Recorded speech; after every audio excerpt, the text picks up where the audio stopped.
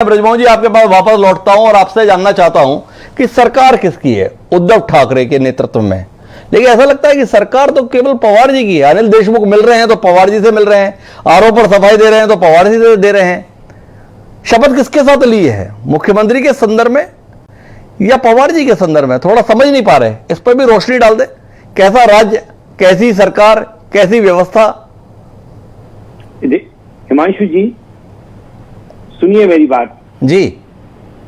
शरद पवार जी महाराष्ट्र की सरकार के गाइड, फ्रेंड एंड फिलोसोफर हैं जी, और वो वहां की किसी भी प्रशासनिक मामले में सीधे हस्तक्षेप नहीं करते हैं।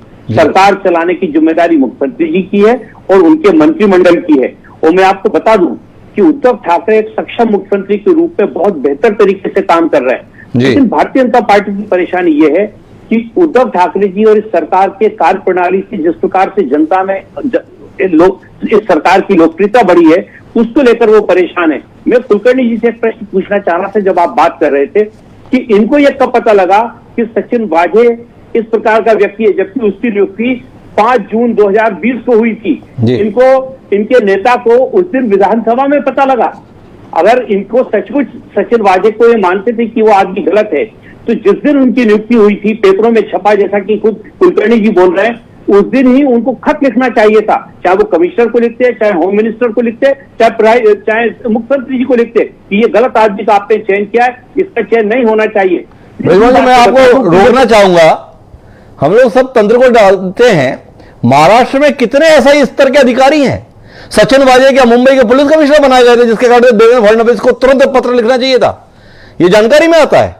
वो तो कारनामा ऐसा अंजाम दे दिया सचिन वाजे ने कि पूरा देश नहीं, दुनिया जान रही है कि सचिन वाजे कौन है। उस समय के संदर्भ में आप इतनी संजीदगी से बोल रहे हैं कि उस समय पत्र लिखना चाहिए था। सचिन वाजे के ऊपर कस्टोडियल डेथ का आरोप है। जानकारी नहीं दी आपकी सरकार को, जानकारी नहीं दी आपके तंत्र को। 14 साल 16 साल से जो व्यक्ति तंत्र से बाहर था, उसे आपने सीधे लाके बिठा दिया। किस लिए? फडणवीस साहब ने जो विधानसभा में बयान दिया, आप उसको सुनिए। उन्होंने ये कहा कि मैं इस व्यक्ति के बारे में जानता था और जब मैं मुख्यमंत्री था उस समय भी उद्धव ठाकरे साहब ने इस व्यक्ति के लिए मेरे से कहा था। मतलब वो इसको पहले से जानते थे।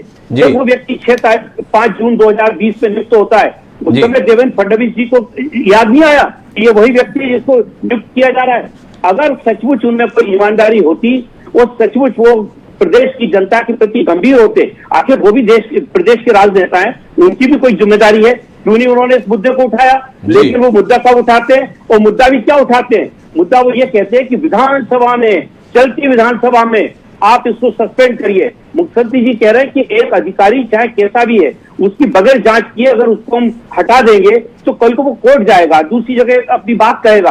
तो मुझे इतना मौका दीजिए कि मैं जांच कर सकूं। जैसे ही 2 रोज में जांच हुई है, उन्होंने तत्काल उसका विभाग बदला। 1 मिनट मुख्यमंत्री जी ने नहीं लगाया। जैसे ही वो एनआईए की गिरफ्त में आए, तत्काल उनको सस्पेंड किया। जो किया जा सकता है शासकीय प्रक्रिया में, उस पे करने में महाराष्ट्र की सरकार किसी के साथ कोई समझौता नहीं करती। यही परेशानी आज भारतीय जनता पार्टी के नेताओं को हो गई है। उनको ये पूरा विश्वास हो गया है कि ये सरकार 3.5 साल अभी भी चलेगी। इतना अच्छा काम करिए कि आने वाले 5 साल में फिर इस सरकार को चुना जाएगा।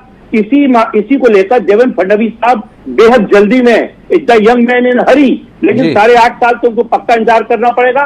और जो उनकी लीडरशिप है, नेशनल लीडरशिप, आपने बहुत अच्छा प्रश्न उठाया है। नेशनल लीडरशिप ने इस बात को समझ लिया है कि अवर यंग मैन इज इन हरी। इसलिए गृह मंत्री ने भी मिलने से इनकार कर दिया कि भैया जो करना है नीचे कर लो, मेरे को इस मामले में मत डालो। क्योंकि वो जानते हैं कि महाराष्ट्र की सरकार को हिलाना, महाराष्ट्र की सरकार, ये जो अगाड़ी सरकार है 3 दलों की, इसको हम छू नहीं पाएंगे। क्योंकि ये सरकार इतनी यूनिटी के साथ, इसका हर विधायक, हर कार्यकर्ता और हर नेता जितनी गंभीरता के साथ प्रदेश में काम कर रहा है, ऐसी सरकार आपको हिंदुस्तान के किसी राज्य में नहीं मिलेगी। ये मैं आपसे कह सकता हूँ।